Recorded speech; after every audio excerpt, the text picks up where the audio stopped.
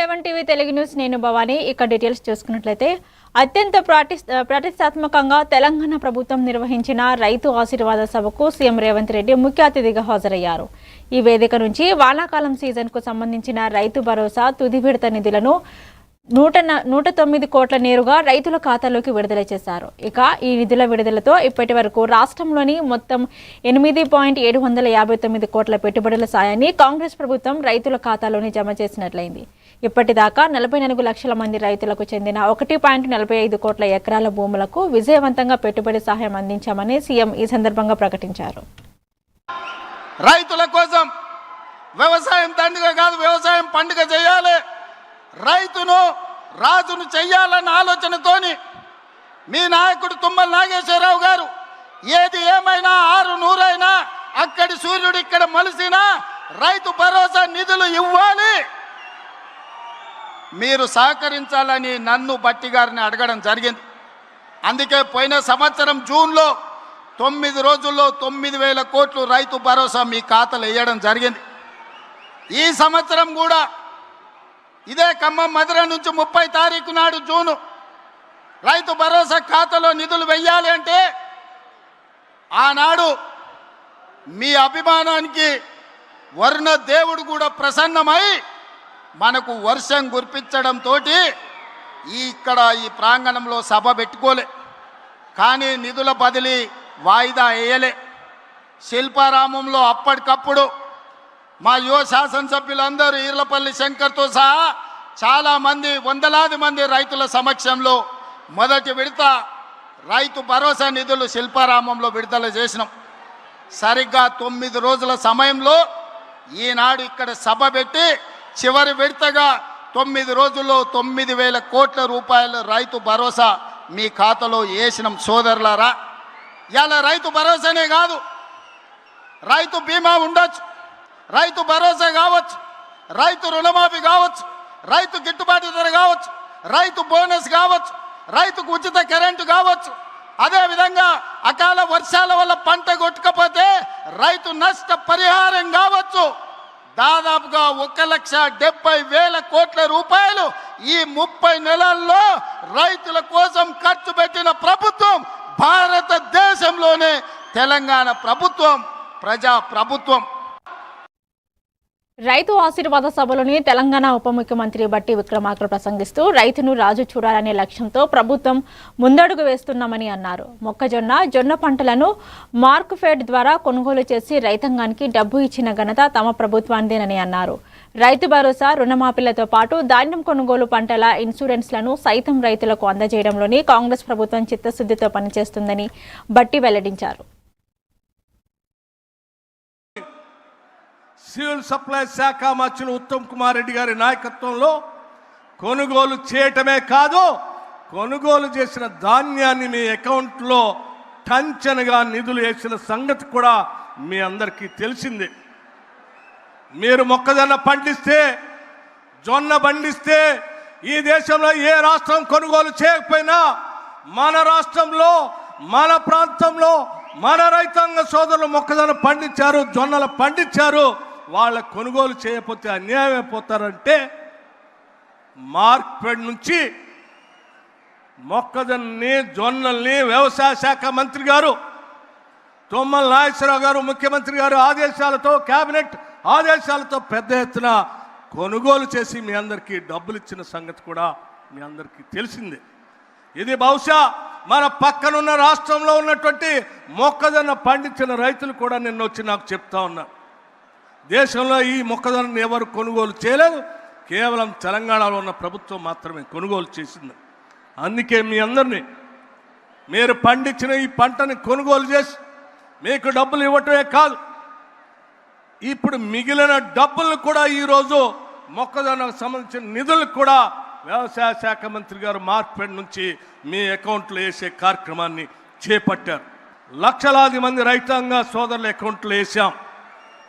ధాన్యం కొనుగోలు సంబంధించి ఖమ్మం జిల్లా జగన్నాథపురంలో జరుగుతున్న రైతు ఆశీర్వాద సభలోని మంత్రి పొంగులేటి శ్రీనివాసరెడ్డి కీలక ప్రకటన చేశారు. తొలి 2 ఏళ్లలోనే సుమారుగా 71,000 ప్రభుత్వ ఉద్యోగాలు ఇచ్చామని, త్వరలోని మరో 17 నుంచి 20,000 ఉద్యోగులకు నోటిఫికేషన్లు ఇవ్వబోతున్నామని చెప్పారు. రైతులకు రాజులను చేస్తామని చెప్పినట్లుగా ఆ ప్రయత్నం చేస్తున్నామని అన్నారు. రాష్ట్రంలో వచ్చిన ప్రతి ఎలక్షన్లోని ప్రజాప్రభుత్వాన్ని ప్రజలు ఆశీర్వదిస్తున్నారంటే అది మా పనితీరును నిదర్శనమని పొంగులేటి అన్నారు. మీరు ఆశీర్వదించే ప్రభుత్వం నిరుద్యోగ యువతకి మొదటి 2 సంవత్సరాల్లోనే సుమారు 71,000 ఉద్యోగాలు ఇచ్చిన ప్రభుత్వం మీది. రాబోయే కొద్ది రోజుల్లో నాకు తెలిసి ఒక 17 నుంచి 20,000 ఉద్యోగాలు మళ్ళీ నోటిఫికేషన్ పిలవబోతున్నారు. అంతేకాదు ప్రతి కుటుంబాన్ని ఈ ఇందిరమ్మ ప్రభుత్వంలో సంక్షేమ కార్యక్రమాలే కాకుండా ఎక్కడ ప్రతి అంశం కుంటుపడకుండా ఈ ప్రభుత్వం నిరంతరము మీకోసం పనిచేస్తున్న శిక్షణ. రాష్ట్ర వ్యాప్తంగా గ్రామీణ ప్రాంతాల్లోని 10 మల్టీ విలేజ్ డ్రింకింగ్ వాటర్ స్కీమ్ను 9.355 కోట్ల మంజూరుకు రాష్ట్ర మంత్రివర్గం ఆమోదం తెలిపింది. నీటి ఎద్దటి ఉన్న ప్రాంతాలకు 2.943 త్రాగునీరు పథకాలు 1.811 కోట్లతో చేపట్టేందుకు పరిపాలన అనుమతులు ఇచ్చింది. ముఖ్యమంత్రి చంద్రబాబు అధ్యక్షతన జరిగిన కేబినెట్ సమావేశంలోని దాదాపుగా 30కి పైగా అజెండా అంశాలకు ఆమోదం తెలిపారు. విశాఖలోని ఎన్ఐఏ ప్రత్యేక కోర్టు ఏర్పాటుకు కేబినెట్ ఆమోదం తెలిపింది. తిరుపతి జిల్లాలోని 63 ఎకరాల్లోని లాజిస్టిక్స్ పార్క్ ఏర్పాటుపై చర్చ జరిగింది. ఇక పర్యాటక పాలసీలో భాగంగా రాష్ట్రంలోని కాన్సార్డు నిర్వహణ, కాన్సార్డులకు ప్రత్యేక విధాన ప్రతిపాదనను లభించింది. ఇక కేబినెట్ సమావేశ పూర్తి వివరాలను మంత్రి పార్థసారథి మీడియాకు వివరించారు. 11,569.91 కోట్ల పెట్టుబడులు, 31,431 ఉద్యోగ అవకాశాలు లభించబోతున్నాయి. దీంట్లో ఒక ముఖ్యమైన పెట్టుబడి ఏమిటంటే 13th ఫుడ్ ప్రాసెసింగ్ మాండేజ్ అని చెప్పేసి ఒక సిసిటీలో ఇప్పటికే ఆల్రెడీ యాక్టివిటీస్ జరుగుతూ ఉన్నాయి. మన ఏవియేషన్ ఫ్యూయల్కి సంబంధించిన పాలసీలో భాగంగా ఈ ఇండస్ట్రీ కూడా ఇక్కడ రాబోతుందని చెప్పేసి మనం చేస్తున్నాం. సో ఇవన్నీ కూడా ఇన్వెస్ట్మెంట్స్ మీ డీటెయిల్స్ కావాలంటే మీకు ఇస్తాను.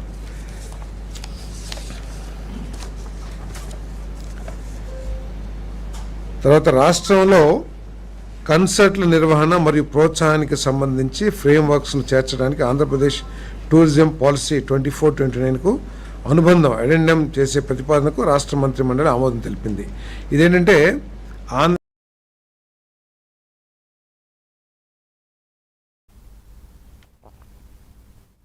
ముఖ్యమంత్రి చంద్రబాబు సారథ్యంలోని ఆంధ్రప్రదేశ్ మంత్రి మండలి సమావేశంలోని సోషల్ మీడియా వేదికగా సాగుతున్న అసత్య ప్రచారాలపై సుదీర్ఘమైన చర్చ జరిగింది.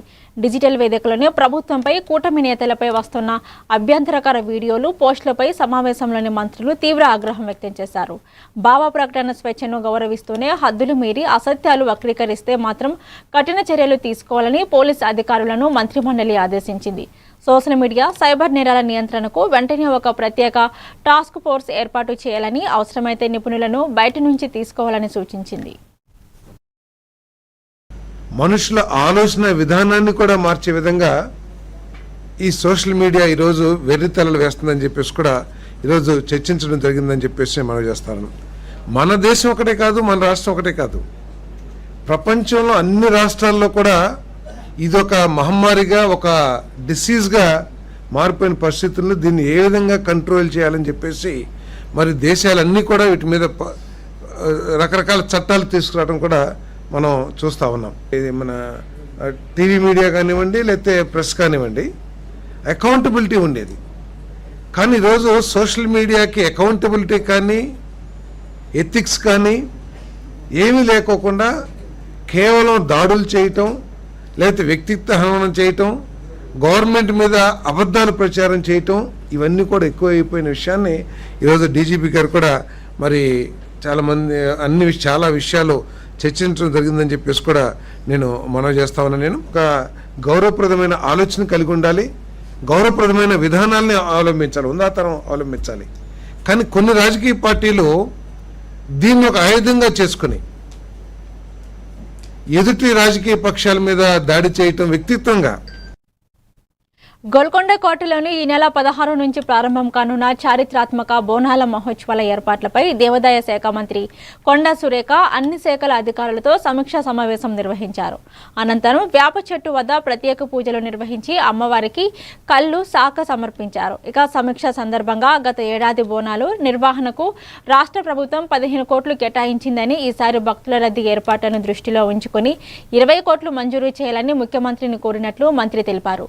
బోనాలు సందర్భంగా భక్తులకు ఎలాంటి ఇబ్బందులు తలెత్తకుండా అన్ని శాఖల సమన్వయంతో పనిచేయాలని మంత్రి అధికారులను ఆదేశించారు.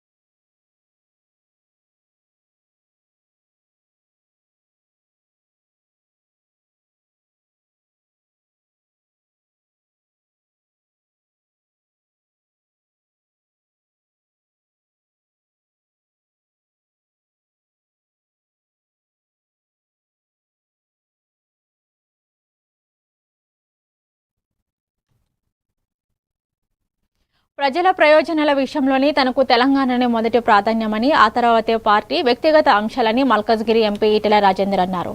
తాను ఎవరో చెప్పినట్లు మాట్లాడే వ్యక్తిని కాదని స్పష్టం చేశారు.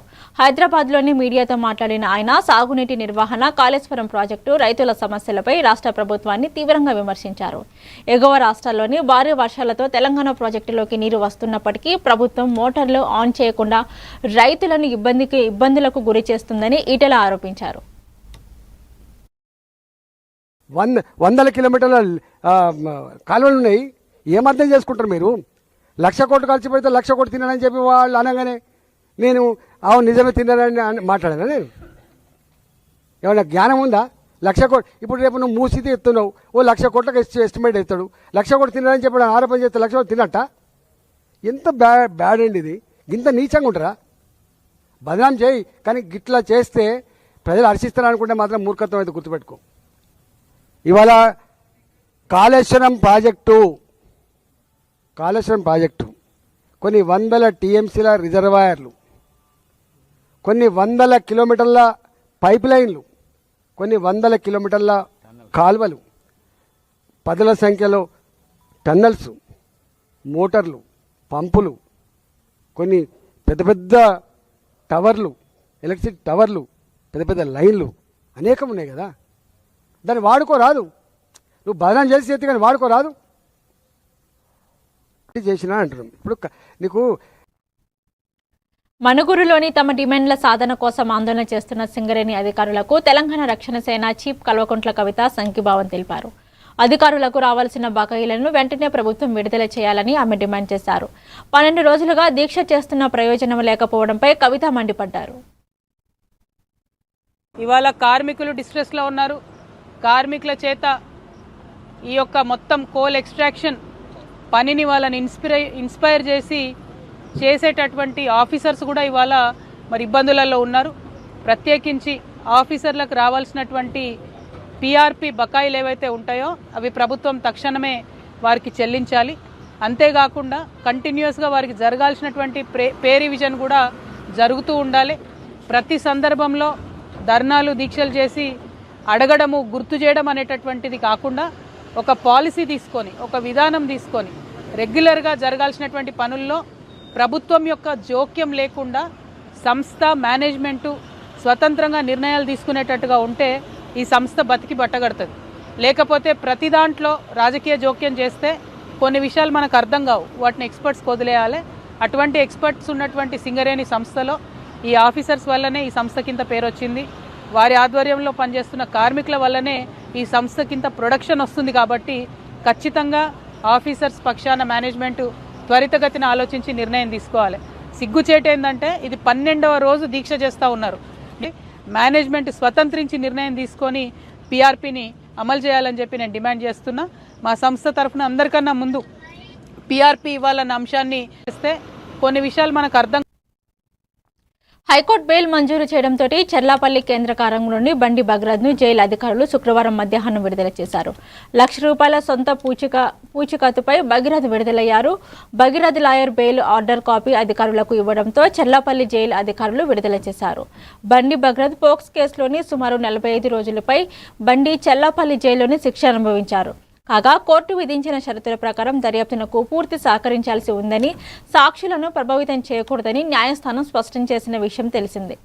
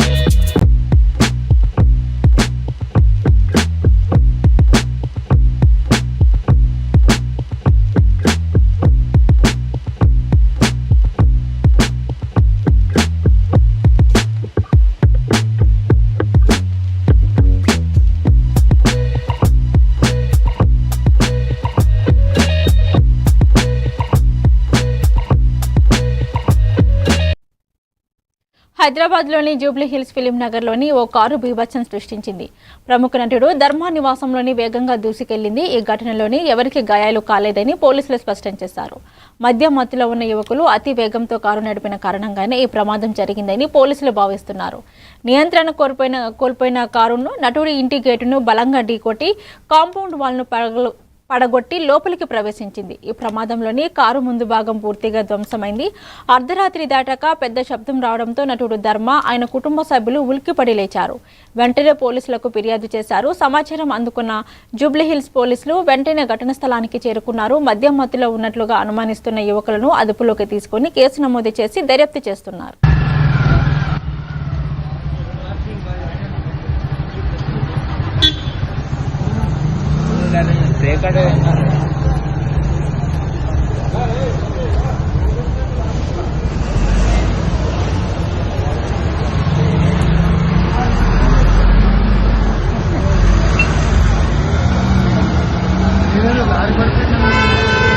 లేవండా అలా కూర్చో.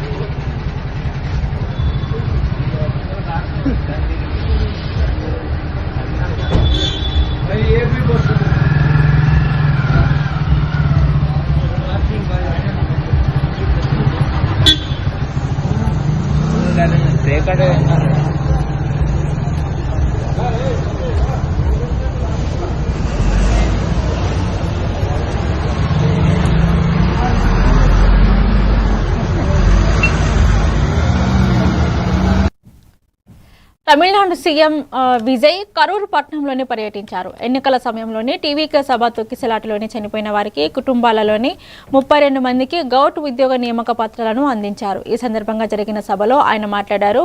ఆ ఘటన నన్నెంతో ఆవేదనకు గురి చేసింది. నా జీవితంలోనే అత్యంత బాధాకరమైన ఘటన అది. పోలీసులు ఆ రోజు డ్రామా ఆడారు. ఆ సమయంలో వారిపై తీవ్ర ఒత్తిడి ఉంది అని అన్నారు. డిఎంకే రాష్ట్రాన్ని లూటీ చేసిందని విమర్శించారు. அதுக்கப்புறம் பெரம்பலூர் தொகுதி மக்களுக்கு மன்னிப்பும் கேட்டோம். அதே மாதிரி நாமக்கல் அந்த மீட்டிங் முடிச்சுட்டு கரூர் வரும்போது அந்த கரூர் போலீஸ் எங்களை அலர்ட் பண்ணியிருக்கலாம்ல.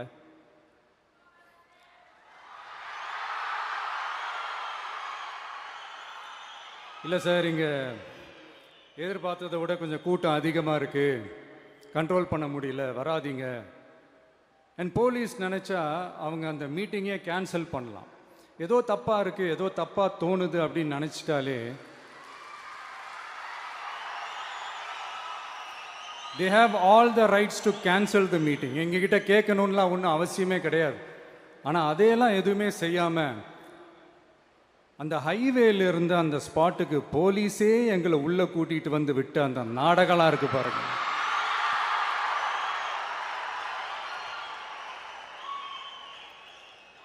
நம்பிட்டேங்க, முழுசாக நம்பிட்டேன். அன்றைக்கி இருந்த அந்த கரூர் போலீஸ் பேசும்போது தேங்க்ஸ்லாம் சொன்னேன் அவங்களுக்கு. எனக்கு தெரியாது இப்படி ஒரு நாடகம் நடக்கும். இந்த பெரம்பலூர் போலீஸ் வந்து எங்களை அலர்ட் பண்ணாங்க. భారీ వర్షాల నేపథ్యంలోని కేదార్నాథ్లోని భక్తుల రద్దీ తగ్గింది. ఇప్పటి వరకు 14 లక్షల మంది కేదార్నాథ్ దర్శనం చేసుకున్నట్లు అధికారులు వెల్లడించారు. రోజుకు దాదాపు 6,000 మంది భక్తులు దర్శనానికి వస్తున్నారు. అయితే వాతావరణం అనుకూలించకపోవడంతో ప్రస్తుతం 1000 నుంచి 1,500 మంది భక్తులు కేదార్నాథ్ని సందర్శనకు వస్తున్నారని అధికారులు తెలిపారు.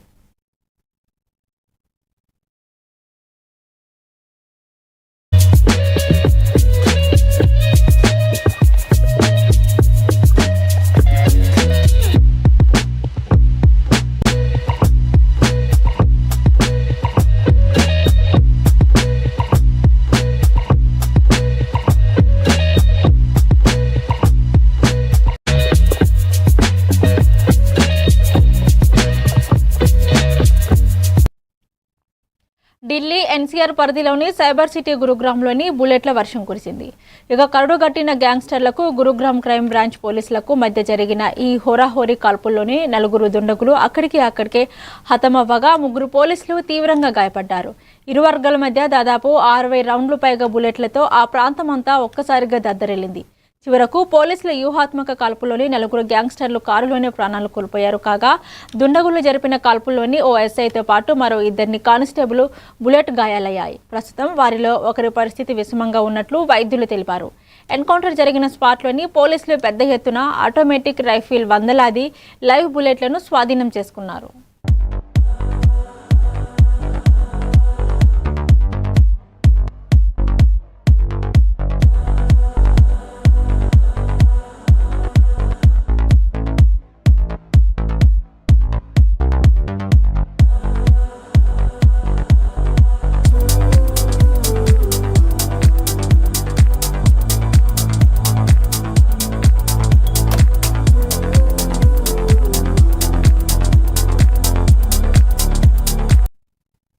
భారతదేశాన్ని నెట్ జీరో కార్బన్ దేశంగా మార్చాలనే లక్ష్యంతో కేంద్ర ప్రభుత్వం ప్రతిష్టాత్మకంగా చేపట్టిన హైడ్రోజన్ రైలు ప్రాజెక్టు తుది దశకు చేరుకుంది.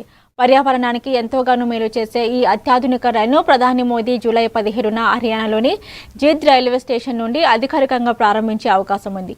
భారతీయ రైల్వే తన ప్రతిష్టాత్మక పైలట్ ప్రాజెక్టు నిర్వహణ కోసం హర్యానా రాష్ట్రాన్ని వేదికగా ఎంచుకుంది. ఈ హైడ్రోజన్ రైల్లోని ఒకేసారి 682 మంది ప్రయాణికులు కూర్చొని ప్రయాణించేందుకు వీలుగా సిట్టింగ్ సదుపాయం కల్పించారు. మొత్తం మీద నిలబడే వారితో కలిపి దాదాపుగా 2600 మంది ప్రయాణికులు ఈ రైల్లో ఒకేసారి ప్రయాణించవచ్చు. భారతీయ రైల్వే చరిత్రలోనే ఇదొక సరికొత్త మైలురాయిలుగా నిలవనుంది.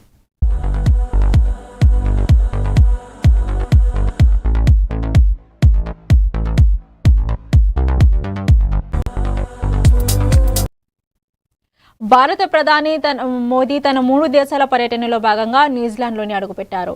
ఇండోనేషియా, ఆస్ట్రేలియా పర్యటనలను ముగించుకొని ఆయన శుక్రవారం ఆక్లాండ్కు చేరుకున్నారు. సుమారు 4 దశాబ్దాల విరామం తర్వాత న్యూజిలాండ్లోని పర్యటిస్తున్న తొలి భారత ప్రధానిగా మోదీ నిలిచారు.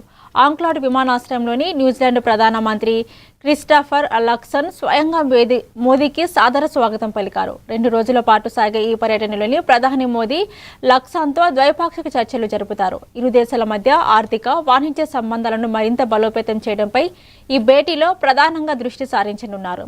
ఇటీవలే పురోగతి సాధించిన స్వేచ్ఛ వాణిజ్య ఒప్పందం చర్చల నేపథ్యంలో ఈ పర్యటనకు అత్యంత ప్రాధాన్యత ఏర్పడింది. ఈ పర్యటనలో భాగంగా మోదీ ప్రవాస భారతీయులను కూడా ఉద్దేశించి కూడా ప్రసంగించనున్నారు.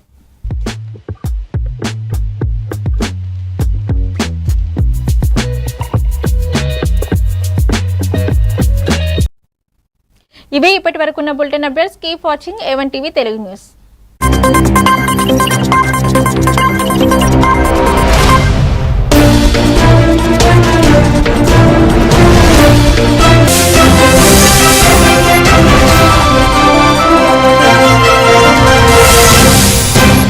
రంగాల్లో